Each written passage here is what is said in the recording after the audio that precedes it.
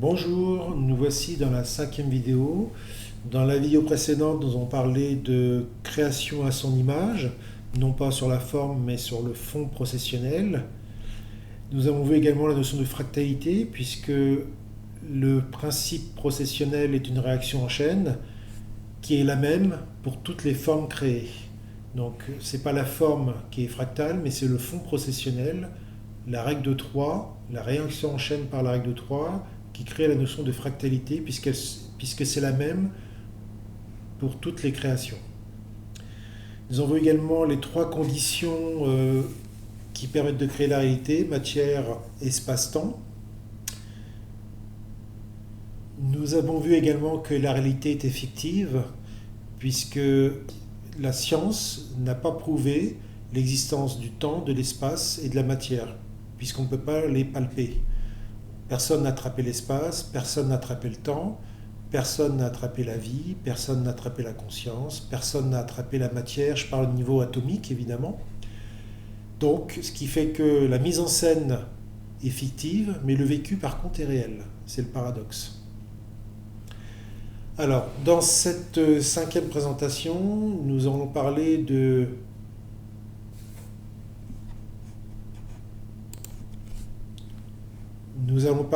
phénoménologie de conscience. C'est la raison pour laquelle j'ai écrit ce livre.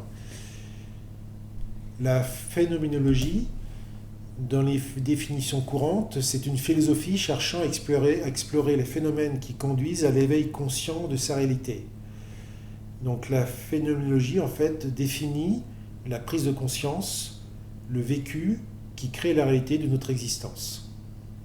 Ça, c'est un phénomène que l'on ne peut pas attraper, la conscience, mais c'est un phénomène qui résulte d'une réaction en chaîne, que l'on a vu, puisqu'il faut 3 conditions pour créer la phénoménologie qui mène à la conscience de soi. Donc la conscience, c'est une connaissance immédiate et spontanée de sa propre activité psychique, c'est prendre conscience de son existence, de son identité d'être, de son ego. L'ego est important puisque l'ego crée l'identité d'être. Donc la phénoménologie conduit à la conscience de soi. La phénoménologie étant le processus, le principe, et la conscience, le résultat. L'identité qui permet de créer l'existence et la reconnaissance de son existence.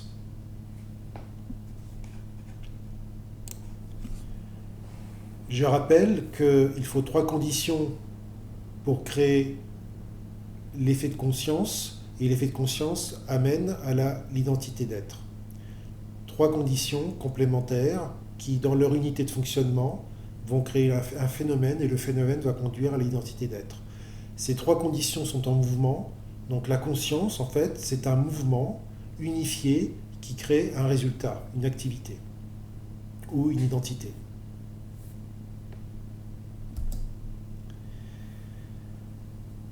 Alors maintenant, nous allons distinguer, nous allons faire la différence entre ce qui est intemporalité et temporalité. Bon, vous avez déjà compris, toute existence est habitée d'un paradoxe. Donc, pour que le noir existe, il faut que le blanc existe. Pour que l'amour existe, il faut que le non-amour existe. Et c'est vrai pour tout, absolument pour tout. Donc, on peut comprendre que, puisque le temps existe, eh bien, il existe également le non-temps. Alors, comment on peut déterminer le non-temps? C'est assez simple, en fait. Par exemple, si on le représente géométriquement, parce que dans mon concept, je l'ai représenté par un cercle, le temps par un cercle. Donc, le temps, parce que le temps est cyclique, il boucle sur lui-même. Le temps boucle sur lui-même par la gravité, l'énergie gravitationnelle. Mais au sein de ces différents cercles, parce qu'il peut y avoir plusieurs cycles de différentes amplitudes, au centre de ces cercles, il y a un point central, et ce point central est le point de l'intemporalité, le point du non-temps. Puisqu'il ne bouge pas, il est au centre du cercle, il n'est pas animé par un cycle, à part le cycle de la réaction en chaîne, malgré tout, qui est instantané. Donc ce point central, il est animé par une réaction en chaîne instantanée qui apporte la notion d'intemporalité, puisque c'est instantané, donc il n'y a pas de notion de temps. Voilà. C'est la distinction entre le temps, entre la temporalité et le non-temps, l'instantanéité.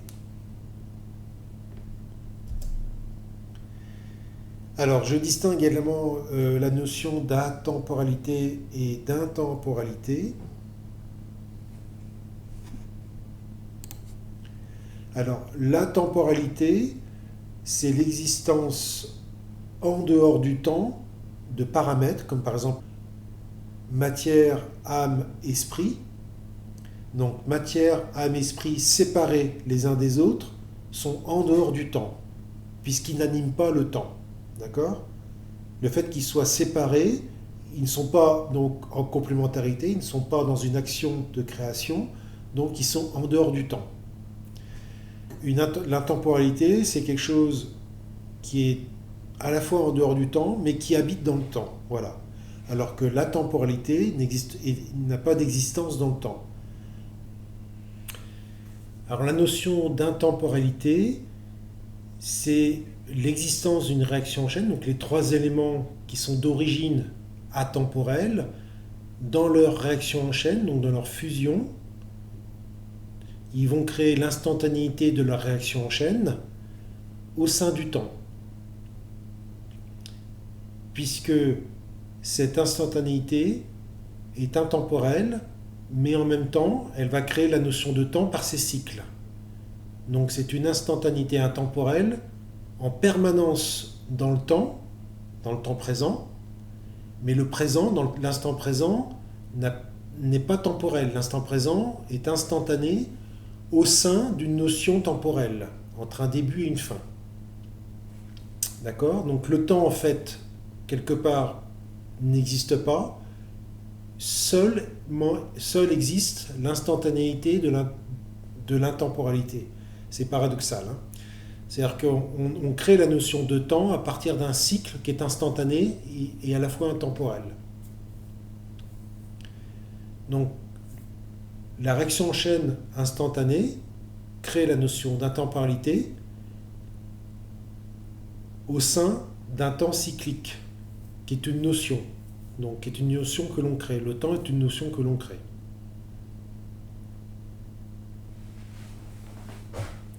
Donc, je distingue bien l'intemporalité de la réaction en chaîne qui existe dans le temps de l'intemporalité des trois éléments qui ont une existence en dehors du temps. C'est-à-dire que les trois éléments n'existent pas dans le temps, en réalité, mais dans leur réaction en chaîne, ils vont créer la notion de temps.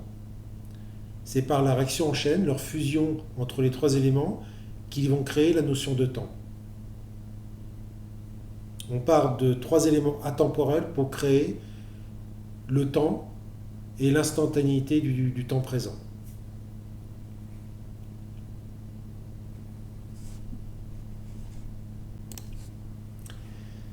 Donc la différence entre l'instantanéité et l'immédiateté. La réaction en chaîne est instantanée, mais l'effet qu'elle crée par phénoménologie fait elle crée un effet immédiat, mais il y a une latence. La distinction entre l'instantanéité et l'immédiateté, c'est que l'instantanéité, c'est une réaction en chaîne, qui est instantanée parce que c'est une réaction instantanée entre les trois éléments, mais l'effet qui en résulte est immédiat. Donc, ça veut dire qu'il peut y avoir une latence extrêmement faible entre le processus et l'effet qui est résulté. Donc, la conscience, on pourrait dire qu'elle est immédiate et sa réaction en chaîne, qui génère la conscience, est instantanée. Voilà.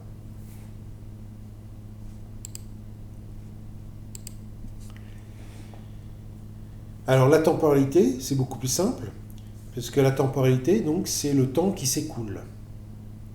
Donc la temporalité, c'est le temps qui s'écoule entre une première séquence et la mort de cette séquence, ou la fin de cette séquence. Donc le vivant a un cycle de vie, la planète Terre a un cycle de vie, l'univers a normalement un cycle de vie. Bon, on verra par la suite que pour ce cas, c'est différent, puisqu'il a toujours existé. Donc la temporalité est définie par un cycle dans lequel on peut déterminer un début et une fin. On a le temps de vivre les événements entre le début de l'événement et la fin de cet événement. C'est ce qui crée la temporalité. Et nous savons tous que le temps est relatif, à part l'instant présent qui lui est une constante. Le temps est relatif dans sa perception, mais l'instant présent, donc l'instantanéité de la création, la réaction en chaîne, est permanente. Elle est constante. C'est une distinction entre l'instant présent qui se déplace dans le temps en permanence. D'ailleurs, quand l'on pense, quand l'on réfléchit, c'est toujours dans l'instant présent. Toutes les actions que l'on mène, c'est dans l'instant présent. Mais cet instant présent, qui est constant, se déroule dans un temps, dans un cycle de temps qui, lui, est relatif, en fonction de notre perception du temps.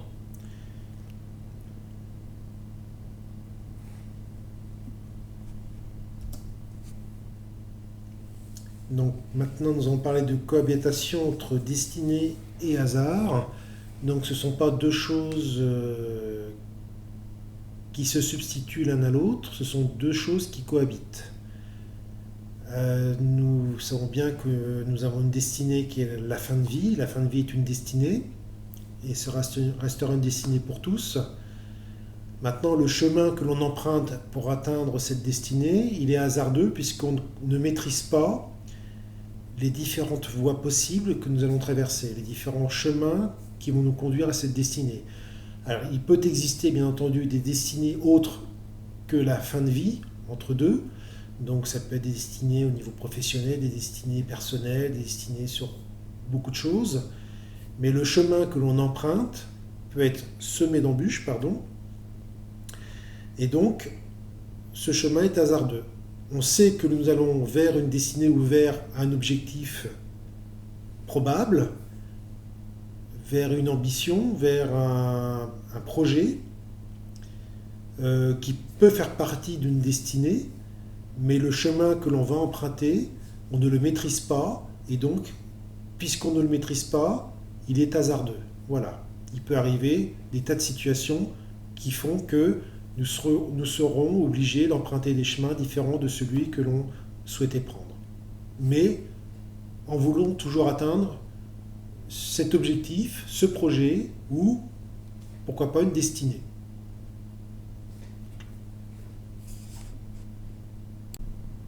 Excusez-moi, j'ai oublié de vous parler donc du schéma sur la droite. Alors celui-ci en fait il représente donc le principe processionnel, donc la réaction en chaîne, dans lequel nous avons trois éléments atemporels puisqu'ils n'existent pas dans le temps.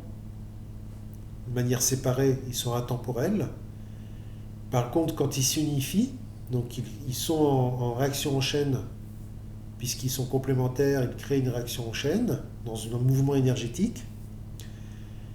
Et cette réaction en chaîne va être instantanée, et l'effet qui va résulter va créer la conscience qui sera immédiate. Voilà.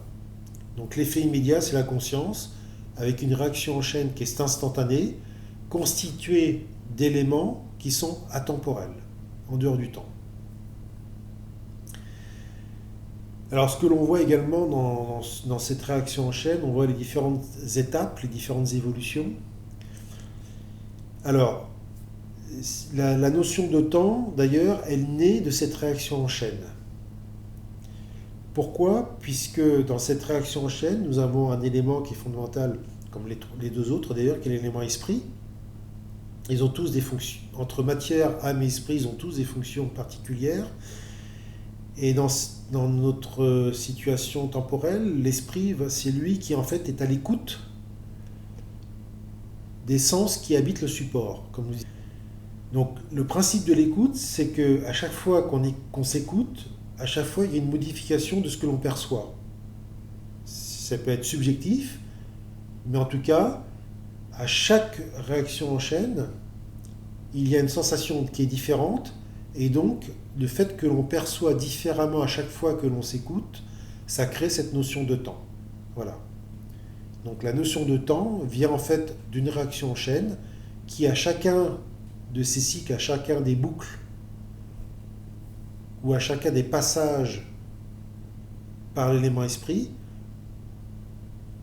on a la perception différente d'un état d'être et donc une sensation de différence. Et cette sensation de différence à chacun des passages du cycle fait qu'on a sacré la notion de temps. Dans la prochaine présentation, nous commencerons à étudier le Big Bang. Nous verrons également les différents sens et notions et les différentes également notions d'écoute du vivant, puisque la matière est habitée de notions, l'âme est habitée de sens, capteurs sensoriels, et l'esprit, lui, est à l'écoute. Je rappelle que nous sommes à l'écoute des sens qui habitent le support anatomique. Donc le support anatomique, c'est la structure. L'âme représente l'intermédiaire, donc les sens, ce qui met en relation la structure avec l'écoute. D'accord ? L'âme, c'est les sens, les capteurs sensoriels, qui met en relation le support anatomique avec l'écoute du système nerveux. L'âme, ce sont les capteurs sensoriels. Et l'esprit, donc, qui est le système nerveux, qui est à l'écoute, lui, il va apporter cette faculté d'être à l'écoute des sens qui habitent le support anatomique. Tout simplement. Je vous dis à très bientôt dans la prochaine présentation.